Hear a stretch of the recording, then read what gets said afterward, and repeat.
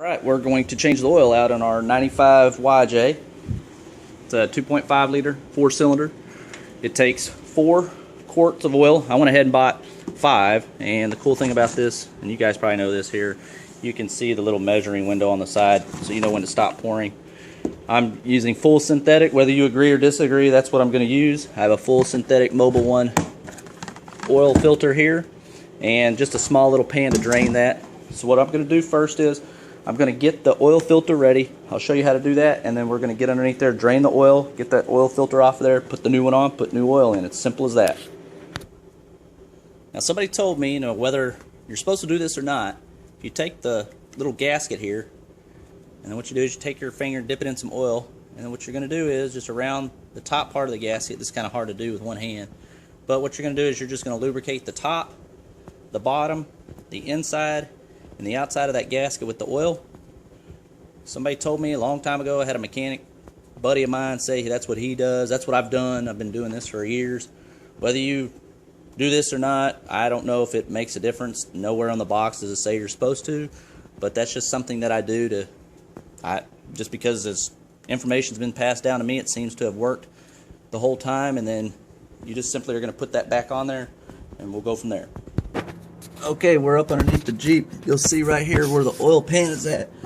There's this one little bolt, and what you're going to do, I just simply I keep it kind of simple. I keep a pair of these locking vice grips, and I'm just going to adjust them to where it fits nicely on that bolt, and then I'm just going to press, get that going.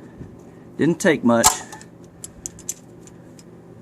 Now I will tell you, as this oil comes out, you have to be careful because the oil is going to actually shoot, and you'll see my pan.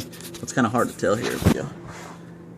It's hard to tell because of the angle, but you want to kind of get your pan because that oil is going to shoot out into the pan, and then as it starts to decrease in capacity, then you want to move your pan a little bit further up underneath there. So I'm going to save the bore here. I'm going to go ahead and undo this, and as we're doing that, I'll show you what I'm talking about when it comes out. Okay, it's almost out. Back my pan up just a hair. Probably would have been easier to have like a nut driver or something, I'm sure. I'm just going to take it, and you'll see how it shoots out like that, so be really careful. And then as it starts to lose capacity in that oil pan, you want to start backing it up. Of course, mine's big enough to where it'll just drip down from there. Make sure when you're pulling this out, hold on to this, and we're going to come over here. Ooh. Find your rag, and you're just going to clean it off. So I'm going to set this down. We're going to clean that off, let that drain, and we're going to go ahead and get everything ready to remove that oil filter. Do with the old oil. Now, several places probably have a service where you can bring the old oil to them and use it or recycle it. What I do is I'll take these old jugs that I have. You can take 2-liter bottles, you can take milk jugs, anything like that, and I take my funnel, and I'm simply going to take this oil and I'm going to dump it in there. And we live out on a farm, so we use this for various things. It could be to lubricate parts, but I hate to throw stuff away if there's always maybe a possible need for it, but at the same time you want to do what's right for the environment. Make sure that you're being conscientious about that, of course. But this is what I do with the old stuff, and we're just going to dump that in there. I'm not going to record that because it gets a little messy. Okay, I might be stating the obvious here, but you need to make sure that you have an oil filter removal kit or an oil filter wrench. Looks similar to this. They make several variations, and we're going to use that to get that other one off and install the new one. Let's go do that. Okay, once this is pretty much finished dripping here, you'll see right up above, let's see, you're facing forward underneath the Jeep. You're looking towards the front, towards the radiator. Up under the top right of the block, you'll see right here, let's see if I can reach up, right here is where your oil filters at.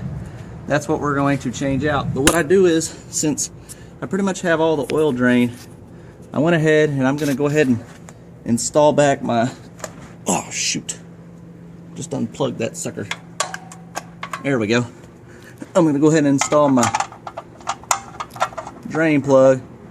Now I will tell you, because it was a pain in the butt using that locking vice grip, I went ahead and got a 5/8 wrench.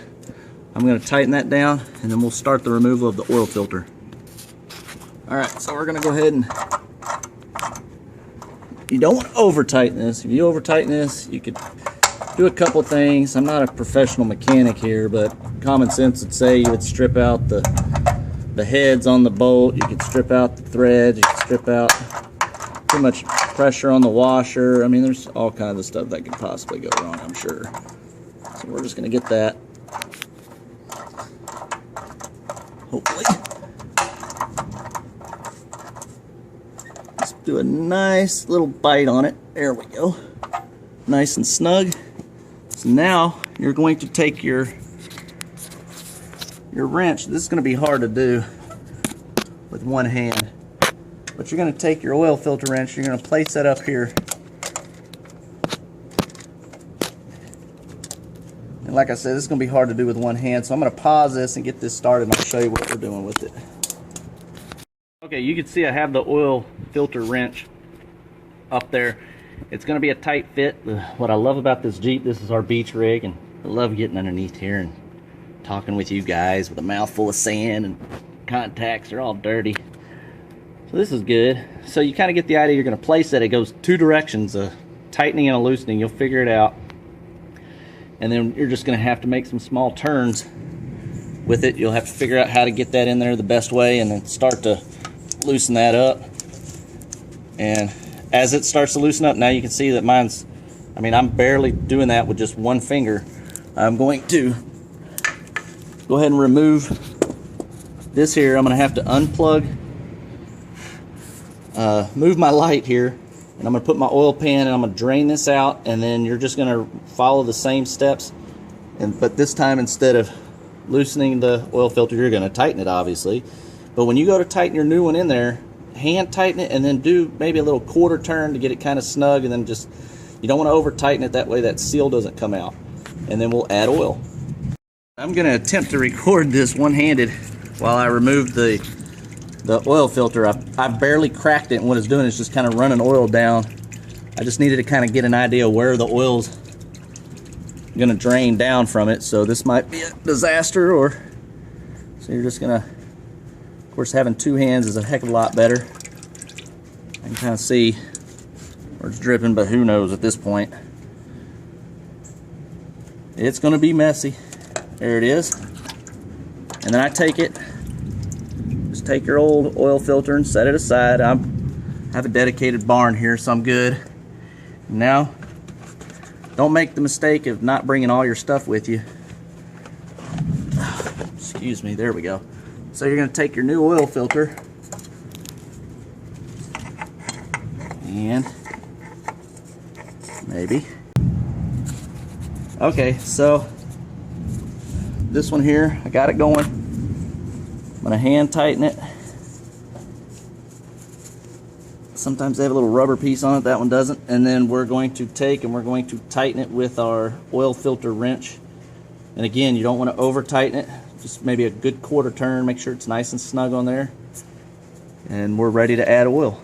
Now, depending on how tedious you are about your stuff, you can go in here and wipe all this off. Again, this underneath here looks pretty rough. It's a 95, but here's the installed piece here. I don't know how good a video that shows you there, but we're going to leave it at that. Come on out. And so you'll see right here, obviously where it says engine oil, we're going to pop that open, find a funnel, fill it up, 4 quarts. Alright, on the bottom here, on the right side, it says quart. 1, 2, 3, 4, and then I assume that right here where it's starting somewhere is about 5 quarts. So what we're going to do is, since this Jeep holds 4, obviously we're going to fill all the way up until there's 1 quart of oil left in here, thus giving us 4 quarts. Easy math, right? So I've taken our little funnel and we're going to just start adding oil. Get a little smoke coming out. I had to drive it over here. Check it. Make sure you're not overfilling.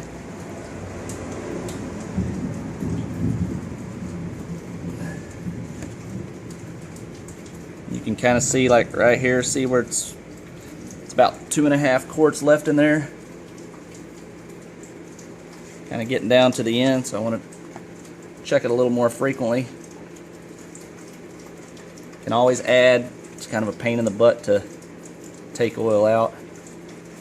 Check it. Put it on a flat surface. And we're hovering just a hair over a quart, so I'm going to add a little bit more. Check it again. I don't know how exact these are, but and you can see right there, I'm just a hair over a quart. Add that. There we go. That's good enough. Got about a quart left. So make sure that excess off of there. Set that funnel over to the side. Don't forget to put your cap on.